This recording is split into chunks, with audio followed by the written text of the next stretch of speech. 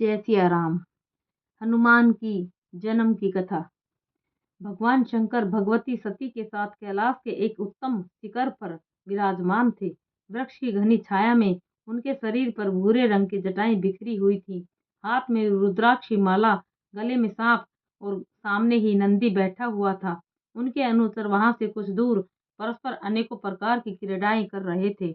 उनके सिर पर चंद्रमा और गंगा की धारा रहने के कारण तीसरे नेत्र की विषम ज्वाला शांत थी। ललाट का भस्म बड़ा ही सुहावना मालूम पड़ रहा था। एकाएक राम राम कहते हुए उन्होंने अपनी समाधि भंग की। सती ने देखा कि भगवान शंकर एक विचित्र भाव से उनकी ओर देख रहे हैं। वे उनके सामने खड़ी हो गई और हाथ जोड़कर कहने लगी कि हे स्वामिन, इस समय मैं आपकी क्या सेवा करूं? क्या आप कुछ कहना चाहते हैं? भगवान शंकर ने कहा, प्रिय, आज मेरे मन में एक शुभ संकल्प उठ रहा है।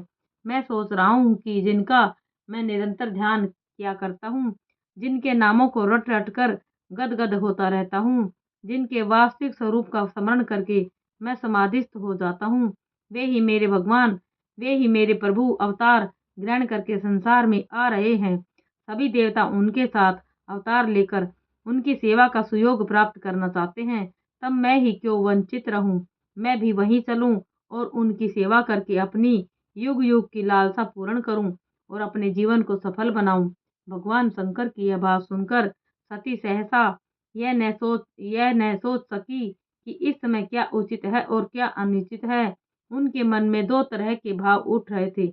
एक तो यह कि मेरे पतिदेव की अभिलाषा पूर्ण होनी चाहिए और दूसरा यह कि मुझे उनका वियोग न हो। उन्होंने कुछ सोचकर कहा कि हे प्रभु, आपका संकल्प बड़ा ही सुंदर है।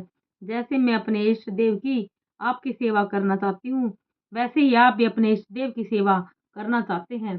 परंतु वियोग के भय से मेरा हृदय न जाने क्या हुआ जा रहा है। आप कृपा करके मुझे ऐसी शक्ति दें कि मेरा हृदय आपके ही सुख में सुख मानने लगे। और एक बात और है, भगवान का अवतार इस बार रावण को मारने के लिए हो रहा है। वह आपका बड़ा भक्त है। उसने अपने सिर तक काट कर आपको चढ़ाए हैं। ऐसी स्थिति में आप उसको मारने के काम में कैसे सहायता कर सकते हैं? भगवान शंकर हंसने लगे और उन्होंने कहा, हे देवी, तुम बड़ी भोली हो। इसमें वियोग की तो कोई बात ही नहीं है। मैं एक रूप से अवतीर्ण होकर उनकी सेवा करूंगा और एक रूप से तुम्हारे साथ रहकर तुम्हें उनकी लीलाएं दिखाऊंगा और समय समय पर उनके पास जाकर उनकी स्तुति प्रार्थना करूंगा। रह गई तुम्हारी दूसरी बात, तो जैसे रावण ने मेरी भक्ति की है, वैसे ही उसने मेरे अंश की अवहेलना भी की है। तुम तो जानती ही हो, मैं 11 स्वरूपों में रहता हूँ। जब उसने मेरे एक अंश को बिना पूजा किए ही छोड़ दिया था, अब मैं उसी अंश के रूप में उसके विरुद्ध युद्ध कर सकता हूँ और अपने प्रभु की सेवा भी कर सकता हूँ। मैंने वायु देवता के द्वारा अंजना के गर्भ से अवतार लेने का निश्चय किया है। अब तो तुम्हारे मन में कोई दुख नहीं है न? भगवती सती प्रसन्न हो गई। देवराज इंद्र की अमरावती में एक पुंजिक स्थला नाम की अप्सरा थी। एक दिन उससे कुछ अपराध हो गया, जिसके कारण उसे वानरी होकर पृथ्वी पर जन्म लेना पड़ा। शाप देने वाले ऋषि ने बड़ी प्रार्थना के बाद इतना अनुग्रह कर दिया था कि वह जब जैसा चाहे वैसा रूप धारण कर सकती है, चाहे वह वानरी रहे चाहे वह मानवी रहे। वानर राज केसरी ने उसे पत्नी के रूप में ग्रहण किया था। वह बड़ी सुंदर थी। वे उसे बहुत प्रेम करते थे। एक दिन दोनों ही मनुष्यों का रूप धारण करके अपने राज्य में सुमेरु के श्रृंगों पर विचरण कर रहे थे।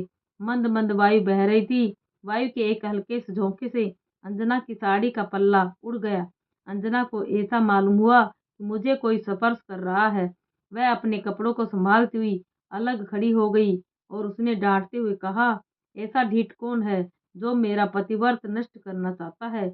मेरे इष्ट देव मेरे सामने विद्यमान है और कोई मेरा व्रत नष्ट करना चाहता है। मैं भी शाप देकर उसे भस्म कर दूंगी।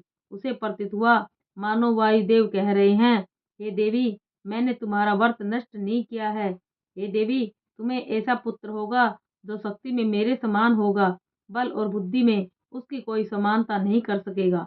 मैं उसकी रक्षा करूंगा। वह भगवान का सेवक होगा। तदंतर अंजना और केसरी अपने स्थान पर चले गए। भगवान शंकर ने अंश रूप से अंजना के कान के द्वारा उसके गर्भ में प्रवेश किया। चैत्र शुक्ला पूर्णिमा मंगलवार के दिन अंजना के गर्भ से भगवान शंकर ने वानर रूप से अवतार ग्रहण किया। अंजना और केसरी के आनंद की कोई सीमा न रही। शुक्ल पक्ष के चंद्रमा के समान दिन प्रतिदिन बढ़ते हुए बालक का लालन पालन बड़े ही मनोयोग से होने लगा। अंजना कहीं जाती तो उन्हें अपने हृदय से सटा लेती। केसरी बालक को अपनी पीठ पर बैठाकर छलांगे भरते और अपने शिशु को आनंदित देखकर स्वयं आनंदमय हो जाते। एक दिन बच्चे को घर पर छोड़कर अंजना कहीं फल फूल लाने के लिए चली गई। केसरी पहले से ही बाहर गए थे। बालक घर में अकेला था और उसे भूख लगी हुई थी। उसने इधर उधर देखा पर उसे कोई चीज नहीं मिली और अंत में उसकी दृष्टि सूर्य पर पड़ी। प्रातःकाल का समय था। उसने सोचा कि यह तो बड़ा सुंदर लाल लाल फल है, यह खाने और खेलने दोनों ही काम में आएगा। बालक ने सूर्य तक पहुंचने की चेष्टा की। वायु ने पहले ही उसे उड़ने की शक्ति दे दी थी, अथवा यूं भी कह सकते हैं कि भगवान शंकर की लीला में यह आश्चर्य की कौन सी बात है। और वह बालक आकाश में उड़ने लगा। देवता दानव यज्ञ आदि से देखकर विस्मित हो गए। वायु के समान में भी शंका नहीं हुई। उन्होंने सोचा कि मेरा यह नन्हा सा बालक सूर्य की ओर दौड़ा जा रहा है। मध्याह्न काल के तरुण सूर्य की प्रखर किरणों से कहीं यह जल न जाए। उन्होंने हिमालय और मलयाचल से शीतलता इकट्ठी की और अपने पुत्र के पीछे पीछे चलने लगे। सूर्य ने भी देखा कि उनकी दिव्य दृष्टि में बालक की महत्ता छिपे न रही। उसने मन में कई बातें आई। उन्होंने देखा कि स्वयं भगवान शंकर ही वानर बालक के वेश में मेरे पास आ रहे हैं। यह बात भी उनसे छिपी न ही रही कि मेरे पितृतुल्य वायुदेव के आशीर्वाद से ही इस बालक का जन्म हुआ है और वे स्वयं इसकी रक्षा करने के लिए आ रहे हैं। उन्होंने अपनी किरणें शीतल कर दी, मानो अपने कोमल करों से स्पर्श करके अपने छोटे भाई को दुलारने लगे हों, अथवा जगत पिता शंकर को अपने पास आते देखकर उनका स्वागत करने लगे। वह बालक सूर्य के रथ पर पहुंच गया और उनके साथ खेलने लगा।